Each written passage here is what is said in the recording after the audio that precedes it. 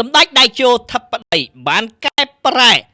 បញ្ហា scam online ទៅជាកិច្ចសហប្រតិបត្តិការជាមួយនឹង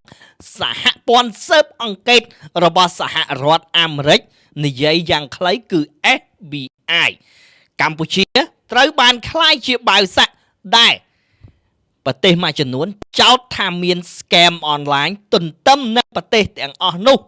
មិនទាន់អាចបិទបញ្ចប់ឬក៏មិនមានប្រតិបត្តិការក្នុងការបោះសម្អាត scam online ផង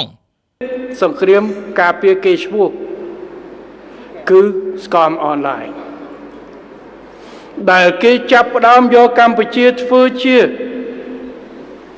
ប្រទេសផ្សេងក្រុងរបស់ក៏មានបញ្ហាតែកម្ពុជាត្រូវបានគេរើសយកមកធ្វើជាបាវសាក់វាយជំនួសគេជំនួសឯង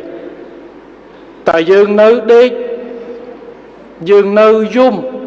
យើងនៅស្រែកថាអយុត្តិធម៌ឬមួយក៏ឲ្យពិភពលោកបានស្គាល់ទៅកម្ពុជាបានបំផ្លាញអនឡាញ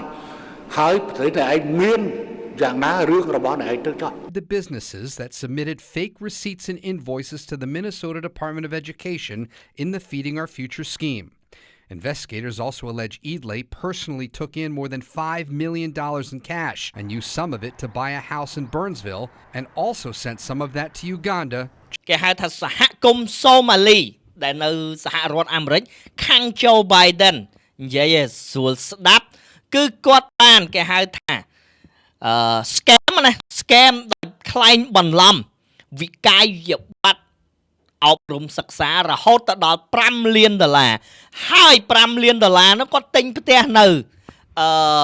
Pennsylvania នៅចិត្តគេហៅថានៅម្ដុំ Washington ណាហើយក៏យកទៅទិញផ្ទះនៅអារ៉ាប៊ីសាអូឌីតជាដើម UAE សហព័ន្ធអារ៉ាប់ណាអញ្ចឹងពិភពលោកហាក់បីដូចជាយកបញ្ហា scam online បញ្ហាគេហៅថាផលប៉ះពាល់នៃប្រព័ន្ធបច្ចេកវិទ្យាមកទម្លាក់លើកម្ពុជាម្នាក់ហាក់បីដូចខ្លួនឯងហ្នឹងល្អគ្រប់10ខ្លួនឯងក៏មិនទាន់បានបោះសម្អាតមូលដ្ឋានឆបោកតាមប្រព័ន្ធបច្ចេកវិទ្យាឲ្យអស់ទេនៅមាននៅឡើយតួយ៉ាងដូចនៅសហរដ្ឋអាមេរិកដូចសហគមន៍សូម៉ាលីនៅសហរដ្ឋអាមេរិកនិយាយស្ដាប់ប្រើមូលដ្ឋានប្រទេសអាមេរិកធ្វើជាមូលដ្ឋានឆបោកដែរទេតើ